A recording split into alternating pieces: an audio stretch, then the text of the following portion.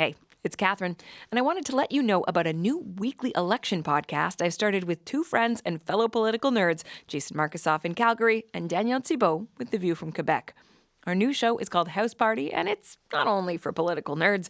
We answer one big burning question every Wednesday. And the best part is if you follow the House, you'll also get House Party. So if you haven't already hit that follow button, today's the day. Now on to the show.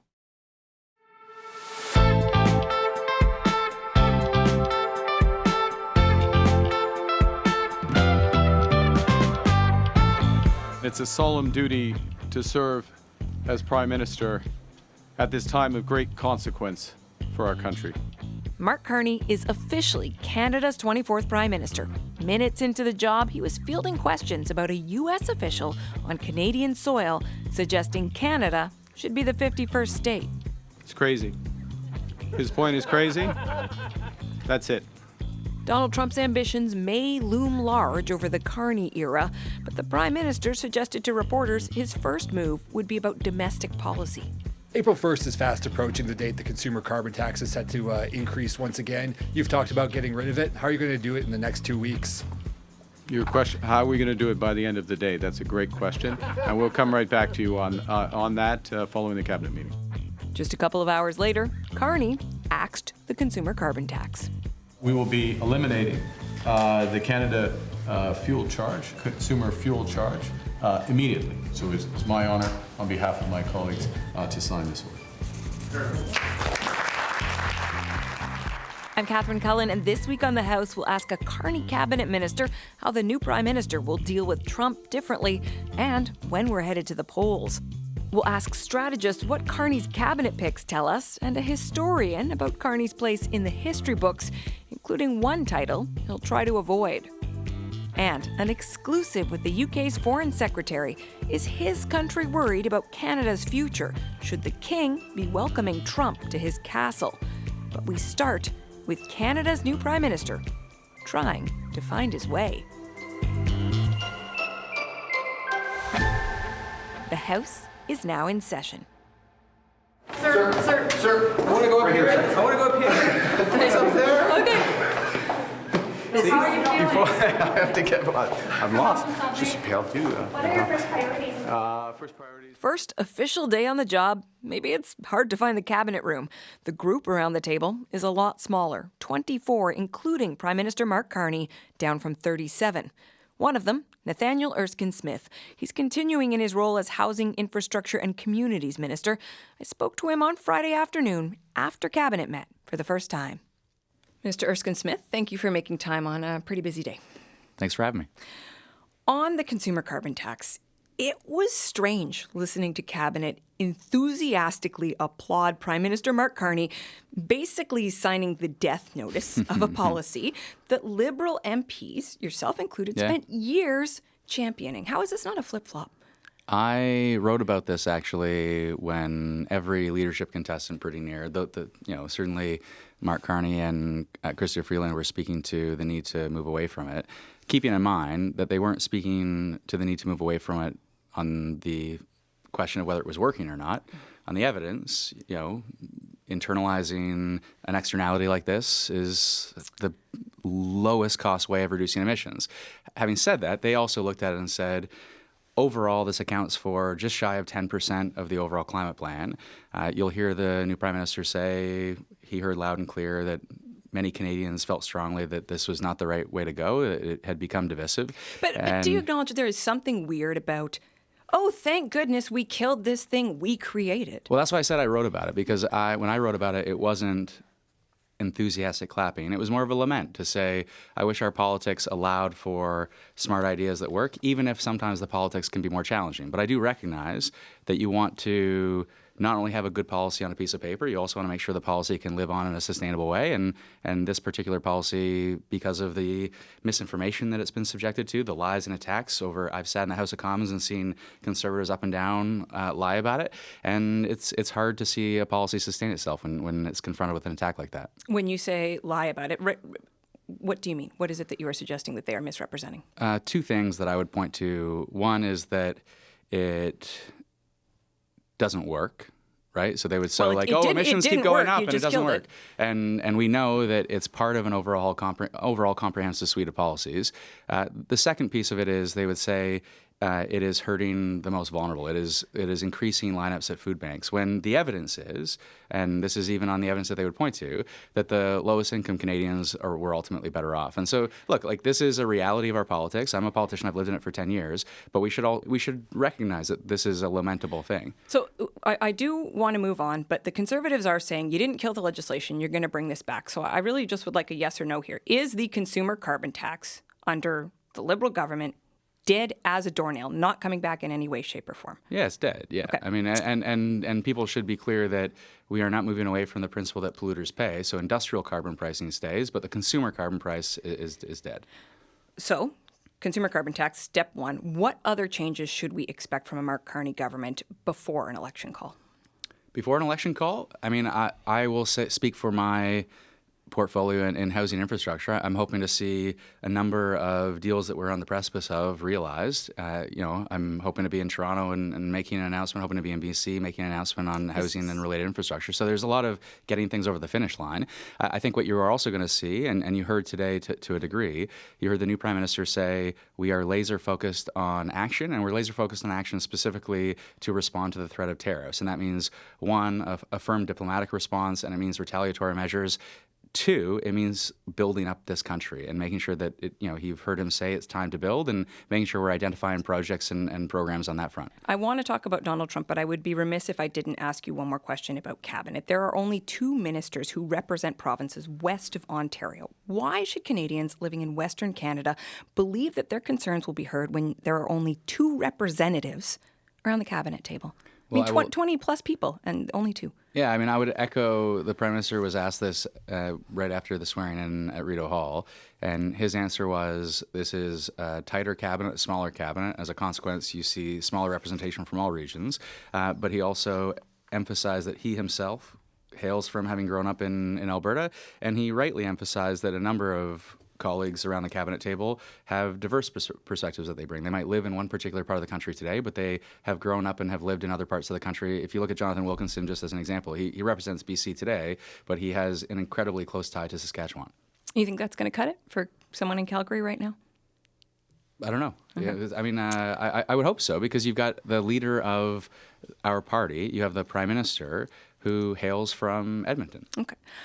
Let's move to Donald Trump now. This is a cabinet that is designed, as you acknowledged, to do things a bit differently, tighter. The idea is there's a focus on dealing with the Americans, President Trump. What will Prime Minister Mark Carney do differently on this file than Justin Trudeau was doing? Well, one, you heard him, I think, speak very clearly about the need for targeted retaliatory measures, and I think there's going to be a consistency between the previous administration and the current administration. Frankly, there's a consistency even when you hear Pierre Poilievre talk about it. I mean, when you hear Doug Ford talk about it, everyone's united on the need for a united and firm response on that front. You have heard Mark Carney today speak to the need to support workers in a targeted way. I think he's going to have more to say, and the government will have more to say on that front in particular. When we look at the ongoing payment of the next round of the carbon rebate, I think that is also a signal to say, as the economy softens, as people are struggling, want to make sure that there's ongoing income supports in place. Just to be clear, people are still getting their next carbon tax rebate check, even though the tax itself is going to be exactly just cut. for the next one, yeah. And then you are immediately seeing him head off to Europe, and I know I saw some conservatives trying to politicize and frame that in a negative way, but this is also about building relationships with allies to make sure there's a united response beyond provinces. There's a united response around the world. And I think the latter point, and this is where you will see the greatest differentiation, is you have already heard Prime Minister Carney speak to the need to build Canada up in a really aggressive way and to focus on the economy and productivity. And that will be a really important part of not just a short-term response, but a long-term sustainable response. In terms of, though, what is done that is outward-facing, how quickly do you expect the Prime Minister to get on the phone with Donald Trump? You heard him say today that he's open to that conversation. I mean, you want that conversation to be productive. And I think we not only need to take that conversation to Donald Trump. I mean, those conversations should, of course, happen. But I think we need to continue to take our message to Americans. I mean, Americans are throwing up their hands and saying, why Canada? This makes no sense. And we need to double down on that.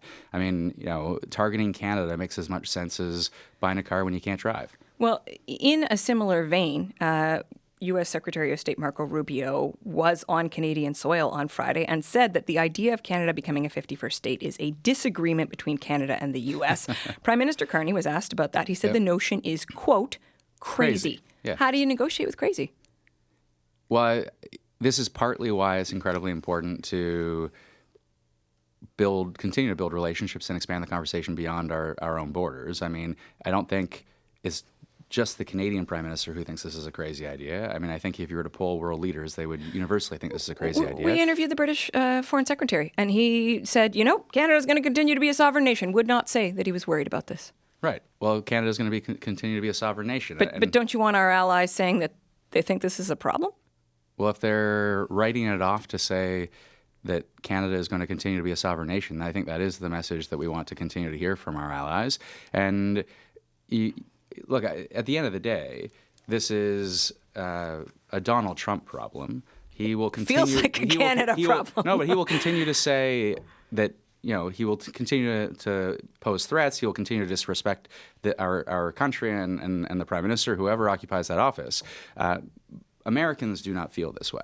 And you can see even the polling in the United States. Americans overwhelmingly disagree with treating Canada in this way, and President Trump will eventually feel this in a significant way from his own colleagues. But yeah, they need to grow a backbone faster. His colleagues do. That's right, yeah. There's just over a week before the House of Commons is set to resume. How quickly is there going to be an election call? Sooner than later, one's got to figure, and I would say for a few reasons. You've seen all opposition parties say they want to bring the government down one way or another quickly. You've seen the fact that, to your point about President Trump and every day it's a different threat, we do need to make sure that the new Prime Minister has a mandate and a mandate to respond as forcefully as possible. Is it harder for him to respond before he has that mandate? Well, I think when you think of the fact, so if we had an election 2 years from now, guaranteed, right? If there was a majority government and there was stability there, then maybe not. But the world in which we live, it's a minority government. All opposition parties have said they're happy to bring us down, and we're going to have an election this year one way or another. So I do think it's important. And again, if you look at how Canadians feel about this, an overwhelming majority of Canadians say, new leader, new Prime Minister, hasn't put himself to Canadians yet, seek a mandate, and let's get it done. Okay, we're going to have to leave it there. Thank you for making time, as we said, on such a busy day. Appreciate it. Thank you. Nathaniel Erskine-Smith is the Minister of Housing. It's really a new era of fiscal responsibility in Canada. Internal trade has actually become sexy. That is not a phrase I thought would ever be uttered. I'm looking forward to all of the challenges ahead, and I'm definitely ready to rumble. That was new Finance Minister François-Philippe Champagne, new Transport and Internal Trade Minister Chrystia Freeland, and new Immigration Minister Rachel Ben-Dayan. Just some of the changes in this new, smaller cabinet. Mark Carney added 3 new faces, 4 if you count the PM himself, and let some well-known names like Karina Gould, Mark Miller, and Mark Holland go. So, what do those choices tell us about the new Prime Minister? We've got a panel of party insiders here with us. Marcy Sirks was Executive Director for Policy and Cabinet Affairs for Prime Minister Justin Trudeau. She's now Chief Strategy Officer at Compass Rose. Shakir Chambers previously worked in Prime Minister Stephen Harper's office and was a Senior Policy Advisor to Ontario Premier Doug Ford. He's now Vice President at Oyster Group. And George Soule is a former Director of Communications for the NDP. Thank you all for joining me. Good to be with you. Hi. Great to be here. So we're going to start with a lightning round, friends. I want to know what your big takeaway was from the day that Mark Carney became Prime Minister. Shakir, I'll start with you. I think just how hard it's going to be to escape Trudeau's legacy, right? All those folks on the stage with Carney are still Trudeau ministers. Marcy?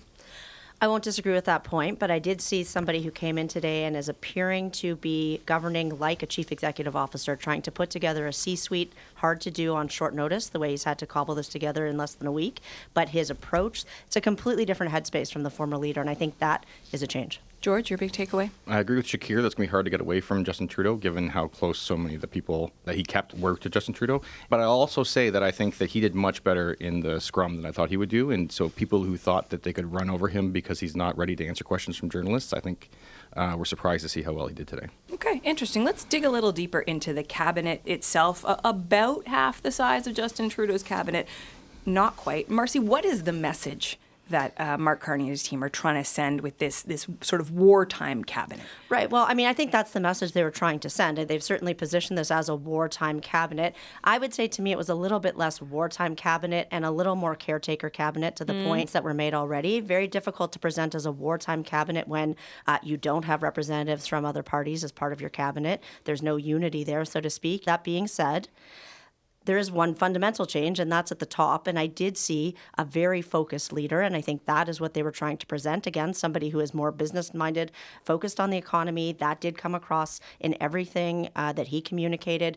That main core team that is dealing with the main core issue of Canada-U.S. relations, yes, there were some shifting chairs. Not a huge difference in terms of who the fundamental interlocutors are going to be for Canada. That's probably a good thing. But you have Chrystia Freeland today. You didn't have her yesterday. She's back, and that is a big difference in terms of the bench strength. Shakir? Listen, there's no real job here for these cabinet ministers, right? There's no parliament. There's no legislation that's going to be introduced. There's no funding that's going to be debated. I mean, you could have cut this to 4 if you really wanted to, right? There might be a few things, to monitor the Canada-U.S. relations stuff, but I don't think these folks are going to be doing much in their current roles. It's just more for show. Shakir, what about Marcy's point about the change at the top? I mean, stylistically, Mark Carney is different from Justin Trudeau in terms of what we know about his policy orientation, his mindset. He has this macroeconomist background. Does that not allow the Liberals to change the page? I think we'll have to see. I think, we can sit here and talk about it, like with pointy hats and whatnot, but I think a lot of Canadians have no idea who Mark Carney is. And I think through the leadership campaign, I was hoping he'd be tested a bit more, asked a bit more questions, but it was kind of a stroll through the leadership campaign. Even when he did engage in media, he was speaking on both sides of his mouth on pipelines. Canada has a strong economy, Canada has a weak economy. So I think there's a lot of things that we need to find out about Mark Carney before we can say, he actually knows what he's doing in this job. George, let's talk a little bit more about regional representation. It was pointed out during the news conference that there are only 2 people in cabinet who represent ridings that are basically west of Ontario, right? You have Terry Duguid and Jonathan Wilkinson. Mark Carney made the point, well, I'm from Edmonton. Chrystia Freeland is originally from Alberta. How far does that go towards easing any concerns?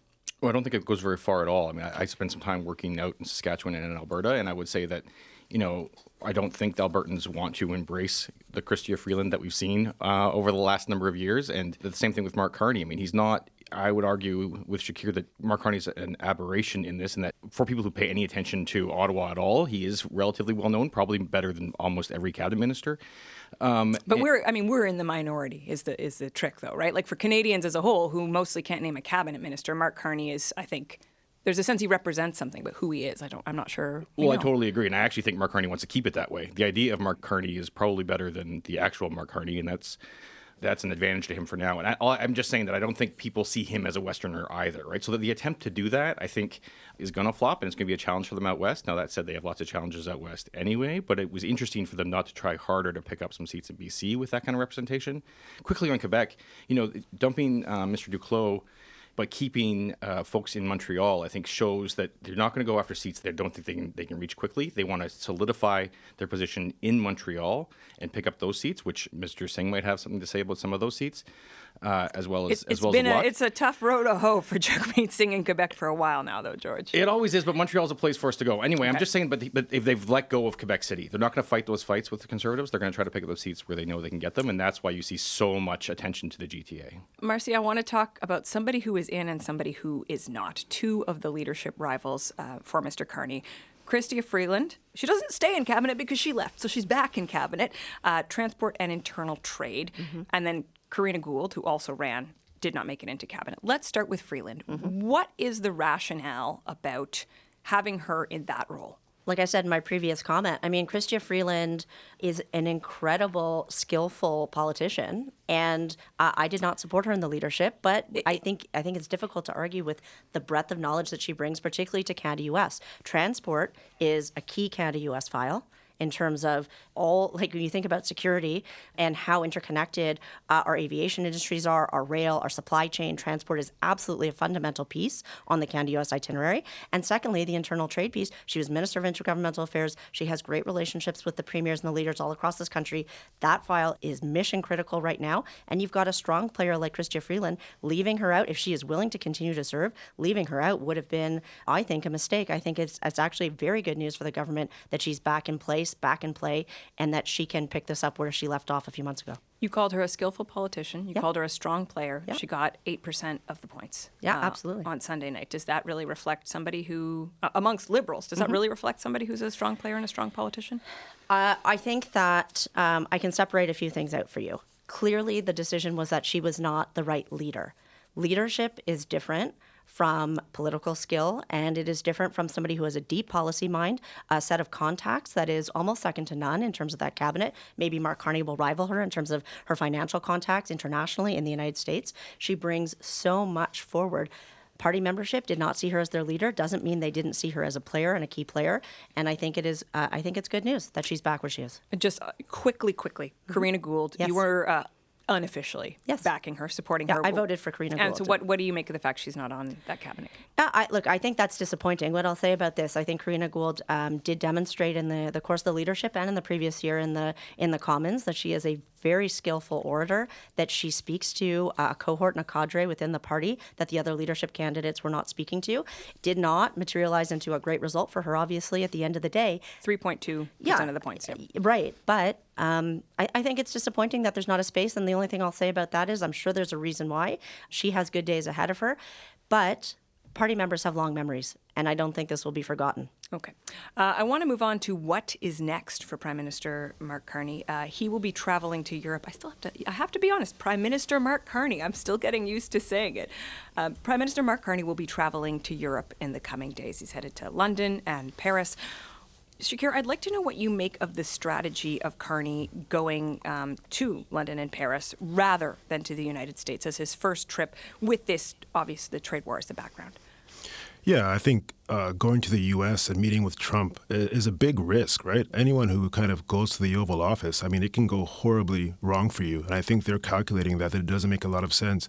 Why not go to Europe and kind of solidify, if you will, that kind of Western alliance, communicate some of the struggles that Canada is actually going through, and position yourself as, kind of the defender of the country with the European countries, and position, like I'm sure they'll do, is Pierre just another kind of MAGA guy. I think that'll kind of be the narrative they're going to put forth. But I think trying to go to the U.S. and talk to Donald Trump would be a big mistake in a pre-election period. George, is there any risk? Mark Carney, the Conservatives like to play that clip where he says, speaking as a European, he did hold an Irish passport. He was the only non-British governor of the Bank of England. Is there some potential challenge there for Carney going immediately over to a place where he has a whole sort of reputation? I think, there might be some, but I think it's pretty minimal, to be honest. I think Canada's a place where a lot of people are proud of their dual citizenships. I wish I had one to be able to travel around Europe, which I haven't done. But I do think, like Doug Ford did in the most recent Ontario election, having Mark Carney go out there and wrap himself in the Canada flag and be, Captain Canada, I think is a really smart move. There's lots to criticize about it, and he keeps him away from a broader swath of, Canadian media and doesn't get him into regions, but it does. I imagine even during the federal election, you're going to see him spending a lot of time outside of the country because, again, this idea of Mark Carney and the idea of fighting for Canada, I think, are what's going to get him his best chance of earning some votes. What about Pierre Poilievre in all of this, Marcy? I mean, he has already been so relentless in his attacks of Mark Carney. Mark Carney may say goodbye consumer carbon tax, but it's clear Pierre Poilievre is going to keep hammering these clips. The times that Mark Carney has said that he's a proponent of this policy, where does this go for the Conservatives? Well, two things I'll say. We've seen the Conservatives in the past be incredibly effective at framing Liberal leaders. They have a good track record on doing that. They are aiming to do that with Carney. They haven't had as much time to be able to do that this time around. And sometimes these framing pieces actually do take some time to penetrate into the psyche until people begin to understand what that message track is. So the Conservatives obviously are going to hit hard. It's going to be relentless, as you say, Catherine, but they don't have a lot of runway, assuming that the election is coming as quickly as we think it is. And they will be on a level playing field in terms of advertising once that writ gets dropped. So they will stay on that track, but they haven't got much time. The other piece I would say is Shakir's argument off the top, which is right now, this government still looks like the same government. government. So I think the Conservatives are going to hammer on that, and that's going to be a bit of an albatross for Mr. Carney. As much as he wants to put a fresh paint on the old house, it still feels like the old house. How much has the tariff war forced Pierre Poilievre to adjust his strategy?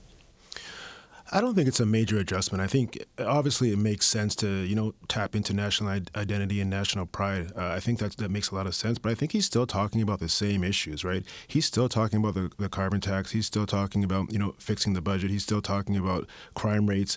And I think as they move forward in the campaign, I know elections are about, looking forward and what you're going to do for the country should you win. But I think they're going to put a lot of emphasis on talking about the past 10 years, right? Their whole thing is pre-tariffs, Canada wasn't in great shape. Mark Carney is the leader of the Liberal Party right now because Justin Trudeau became so unpopular because of the policies that Canadians disliked. And so I think you're going to see a lot of emphasis talking about, doubling the national debt, the issues with our immigration system. And I think it's going to continue to be framed as these are just the same old Liberals, the people that are advising Mark Carney, champion the policies you dislike. Why give them a mandate, right? They're asking for another mandate, a fourth term. Let's not go down that road. George, quickly to you, what's the most important thing the NDP can do to get back into this conversation right now? Well, I think the NDP needs to go back to the position that we've always held well, which is that we've got your back. So when the worst does come, if the tariffs do hit hard, that we will actually be there to make sure that the social programs you need are supported, to make sure that employment insurance is there and that other programs are there, and we're investing in protecting those workers who will lose their jobs during this tariff time and hopefully there to help bounce back. If I can really quickly, talking about looking backwards, again, I think Mark Carney did try to paint the new house, but having Jerry Butts roll up there today, former principal secretary to Justin Trudeau, well, and the architect of the Justin Trudeau era, really, or one of the two main ones, and then also, for the Conservatives, having Stephen Guilbeault out of climate is great, but he's still in cabinet. If I were Mark Miller, who's sitting there not in cabinet anymore, possibly because he was too close to Justin Trudeau, watching Stephen Guilbeault still sit there and Gerald Butts come up for the photo op, I think that'd be hard to take. Okay, we're going to have to leave it there. Thank you to all three of you. Appreciate your insights. Thanks, Thank Catherine. you. Marcy Sirks, Shakir Chambers, and George Soule. Lots more coming up on the House podcast, including my exclusive interview with the British Foreign Secretary. In the face of Donald Trump's annexation threats, why has the UK been relatively muted in its defense of Canada?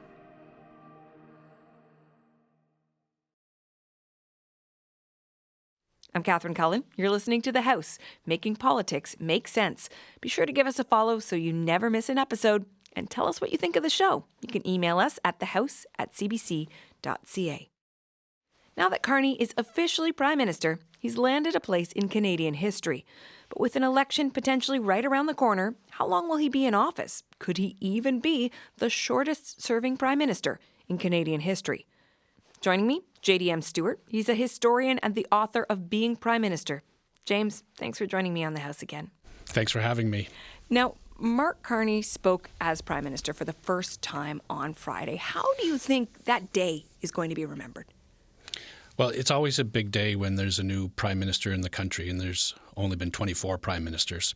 And I did note when I was coming down here this morning that Carney is the 11th Prime Minister to assume office just by taking over the leadership of a party. So there's that interesting little footnote. People, I'm sure, are sick of the word unprecedented. So, in fact, I'm going to ask you about precedents here instead. The fact that this election campaign, that it seems to be pretty inevitable that we're going to the polls. The campaign will start in the next few days.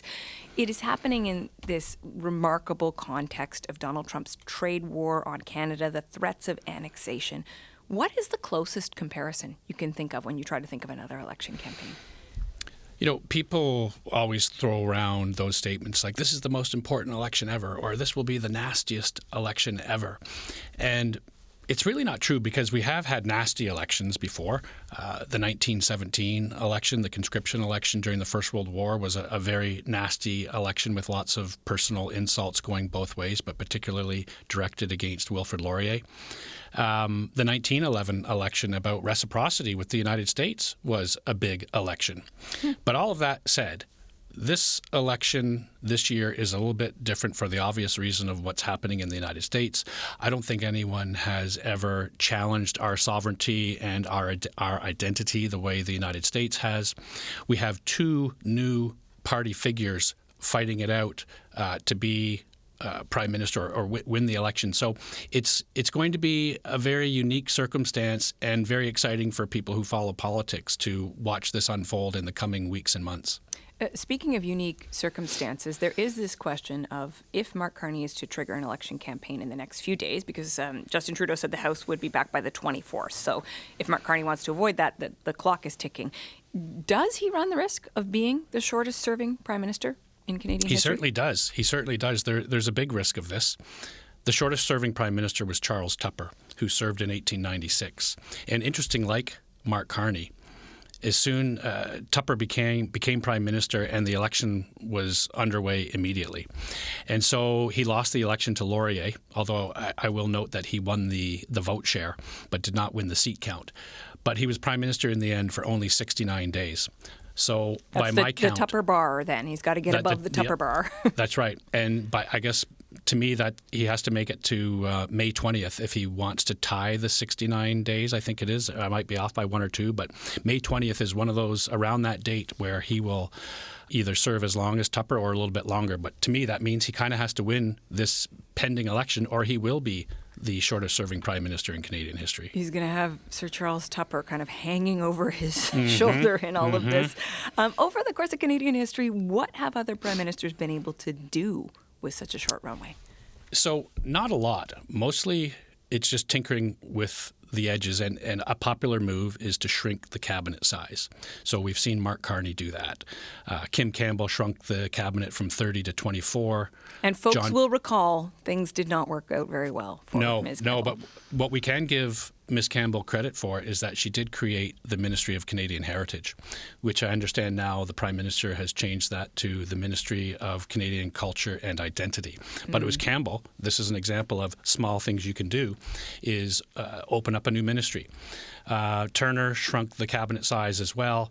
So there's really just tinkering on the edges of things because you basically get right into an election, and that's when the caretaker protocol takes over. The fact that he's unelected, how does that fit in? So that's unprecedented. There has never been a Prime Minister of Canada who has never held elected office. Now, that said, John Turner was Prime Minister and did not have a seat in the House of Commons, but he had been a cabinet minister under Pierre Trudeau in the 1960s and 70s, and he had been a long-time member of Parliament. So the Carney Prime Ministership is unique and unprecedented in the sense that he has never held elected office.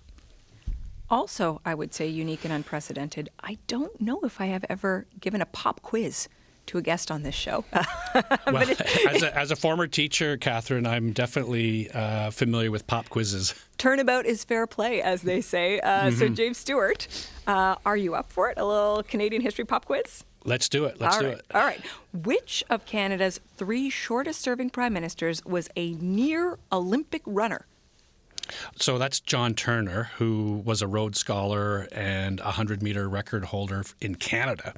And I think he was going to compete in the 1960 games in Rome.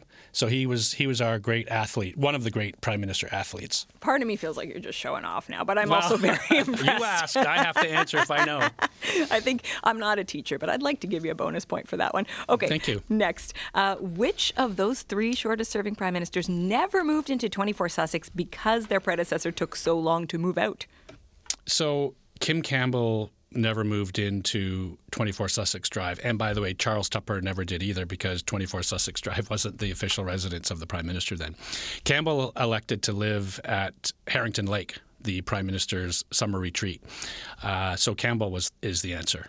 I'm going to have to double your points. You're going to an A++++ at this point. Yes. Let's see if this is trickier. Which Prime Minister died at Windsor Castle after only 2 years on the job?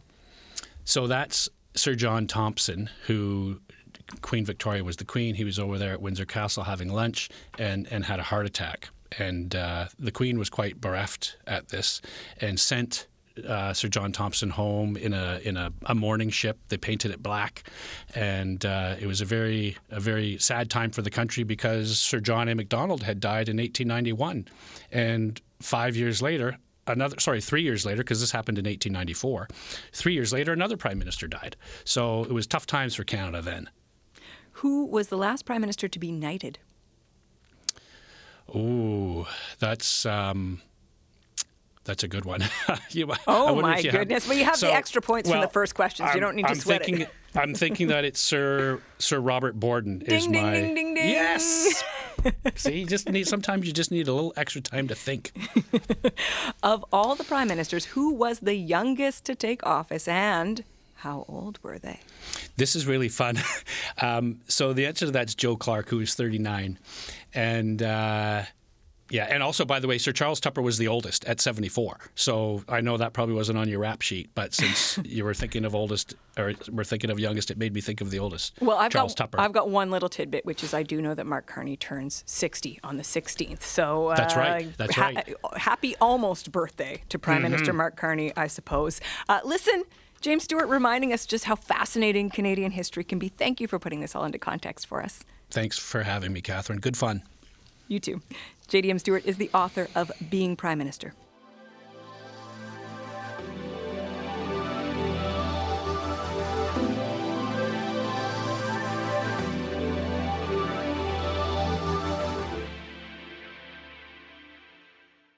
As a new prime minister takes over, foreign ministers from some of the most powerful countries in the world have also been meeting in Canada. And it was at the end of the G7 meeting in Charlevoix, Quebec, on Canadian soil, that the U.S. Secretary of State made these comments about Donald Trump's threats of annexation. The Canadian government has made their position, how they feel about it, clear. The president has made his argument as to why he thinks Canada would be better off joining the United States for economic purposes. There's a disagreement between the president's position and the position of the Canadian government. I don't think that's a mystery coming in, and it wasn't a topic of conversation because that's not what the summit was about. Prime Minister Mark Carney was asked about those words by Marco Rubio after he was sworn in. It's crazy. His point is crazy. That's it. And when you're in Europe, are you going to be seeking assurances from Canada's allies that this country will never become America's 51st state? And when would it be an appropriate time for you to take that message to the U.S. president? Well, I've been clear. Personally, I've been clear. The ministers behind me, I think, to an individual, when asked, have been clear that we will never, ever, in any way, shape, or form, be part of the United States. But as the American administration grows bolder, which of our allies have promised to have Canada's back? And what was accomplished at the G7 meeting on tariffs, Ukraine, and Canada's sovereignty? David Lammy is the UK's Foreign Secretary. I spoke with him Friday morning in an exclusive Canadian interview. Hello, Secretary Lammy. Thank you for joining me. Thank you. The United States has hit the world with steel and aluminum tariffs, threatened more tariffs in early April. They have chastised Ukraine and at one point pulled security support. How much did that friction with the U.S. come up around this table? Well, Foreign Minister Joly has chaired this G7 very well, and we have, I think you'll find in the statement that has emerged, unity from this gathering of allies.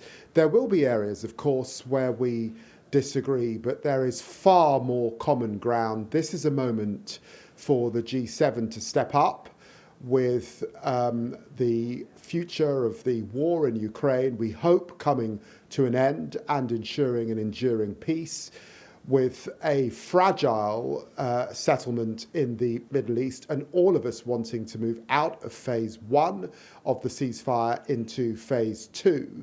And I think speaking about wars in Africa, in the DRC, and in Sudan. And of course, increasing concern about China's behavior in the South China Sea. So for all of those reasons, unity is essential. Yes, of course, we regret the trade tariffs and the approach of the United States, but there is much areas in which we agree. I will certainly ask you more about Ukraine in a moment, but I want to stay with these tariffs because they are so essential, existential for Canada. The United Kingdom is taking a different approach to much of the world when it comes to steel and aluminum tariffs. You do have a steel industry. It exports millions of pounds worth of product to the United States. You could get hit with those reciprocal tariffs as well. Why isn't the UK retaliating like Canada and the EU? The British Prime Minister Keir Starmer has been clear that we do not take retaliation off the table. We are approaching this with a cool head, There is an economic agreement that we are in discussion with the United States about, particularly on digital and technology. We regret, of course, the steel and aluminium tariffs, but it is the case that we have a surplus of trade with the United States. My own belief is that it's important that the G7 have strong, open economies. That is our position, and we will continue to work with the United States to keep the G7 strong. It's 50 years since the G7. We have always approached matters of trade and economy as open, the WTO as hugely important to the global health of our economies. But we also recognize that right across the G7 family, and indeed the Western world, there are many people facing a cost of living crisis. There is concern. There is increased protectionism. We continue to work with the United States, and absolutely, this is a moment for unity. Does Donald Trump's talk of making Canada a state by economic force, of erasing our border, worry you? Canada is a proud, strong, sovereign nation. I've been coming to Canada since I was 4 years old. I have family in Toronto, family in Vancouver, proud Canadians. Between Canada and the UK, we share a sovereign, we share a royal family, we share history. I think back to our work during the Second World War. In a few months' time, we will celebrate VE Day. Our troops, alongside the United States, did so much on Juno Beach. So for all of those reasons, Canada is a proud, sovereign, strong nation, and I'm quite sure it will continue to be that. So you point to all our shared history, and yet you won't say that you're concerned about Canada at a time when so many Canadians are gripped by anxiety as Donald Trump attacks our sovereignty? I'm really clear that the UK is proud that we share a monarch. It's proud of our shared history. Canada is a sovereign nation and will continue to be a sovereign nation. Of that, I have no doubt. I recognize that there has been anxiety here in Canada at this time. How could I not with Canadian family? But I'm absolutely clear that Canada will remain and continue to be a proud sovereign nation. And in the coming days, as the new Prime Minister, Mark Carney, meets Keir Starmer, our Prime Minister, I am quite sure that that will be underlined. But my question is not whether you're proud, Secretary. It is whether you believe Canada's anxiety is legitimate. Do you believe that Canada should be worried right now? Look, this is a moment for unity. That is what we have been sharing in the G7. Melanie Joly has chaired this meeting, being absolutely clear that, of course, there are areas where we will disagree, but we agree on much, much more. And at this time, with war in Europe, with a fragile peace that we are trying to get through in the Middle East, with war in Africa, this is a moment for unity.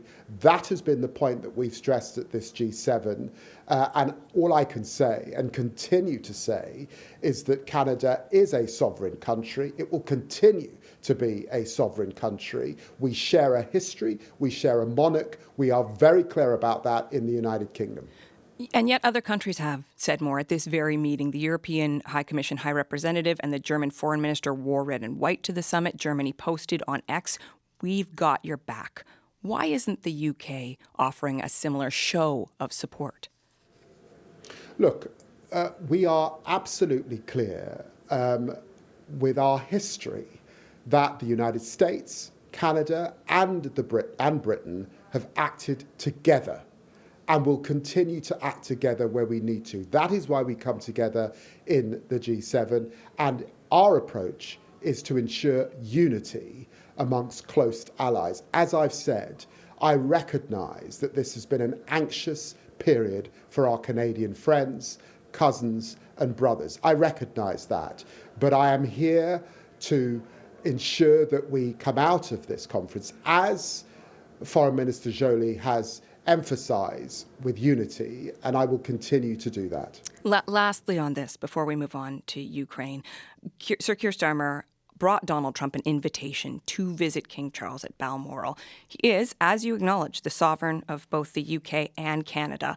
Why should our king, Canada's king, welcome a man who wants to annex our country? Look, I mean, in the end, we have trillion-dollar economies between the UK and Canada, and indeed the United States. And that is why we will continue to work together. With Canada, we share a Commonwealth history. We're aligned, and our view of the world in terms of open trading nations is completely aligned. But this is not a time to sow unnecessary division. I regret the US approach to trade, and I've been really clear about that. We've said that in the UK. We are subject to US tariffs, and we're disappointed that the US is approaching the global economy in this way. We will continue to discuss these issues with the United States, as Canada will continue to discuss these issues with the United States. But we're Five Eyes partners. We understand our responsibilities for global security, and therefore on Ukraine, on the Middle East, we must continue to work closely together. As you have highlighted, Ukraine and Russia has been a key focus of this G7 meeting. President Putin says he has reservations about the 30-day ceasefire proposal put forward by the United States and Ukraine. You have said it would be wrong for Putin to lay out conditions. How likely is a ceasefire right now in your estimation? Well, look, I mean, Steve Witkoff has been in Russia over the last 24 hours. I'm very grateful to Secretary Rubio for the work that he has been doing to keep myself and our French colleagues and the G7 closely informed at the outcome of those meetings. What we now need is for Putin to accept the terms of that ceasefire so that we can get into the detail of a negotiated peace, so that Ukraine has the security guarantees that are necessary, so that we get an enduring peace, not a partial ceasefire that it is then broken a few years later. That is what we will be working on. There can't be conditions to that ceasefire. And I know that our NSAs are meeting in Washington, D.C. to digest what the Russians are now saying. There, of course, is more work to do, and that has also come out of Moscow in the last few hours. The UK has talked about sending troops to uphold a ceasefire, a reassurance force, a coalition of the willing. Mark Carney will be in the UK next week, perhaps meeting with you and your government. What message do you have for him about Canada contributing troops? Well, Canada has been forward-leaning on Ukraine, as the United Kingdom has been. There is a coalition of the willing, and what that's about is partners who want to act working together and not moving at the pace of the slowest in relation to their support for Ukraine. My expectation is that the United Kingdom and Canada will be part of that forward-leaning coalition going forward. Again, there is a meeting this weekend that Prime Minister Starmer is convening virtually. And I would expect Canada to participate in that meeting. And there is a further meeting next week to discuss the detailed defence issues. And I know that Canada will be participating in that meeting as well. So this coalition of the willing is forming, and the United Kingdom and Canada are side by side within it. Secretary Lammy, you've been generous with your time today. Thank you very much. Thank you. That was my conversation with the UK Foreign Secretary, David Lammy.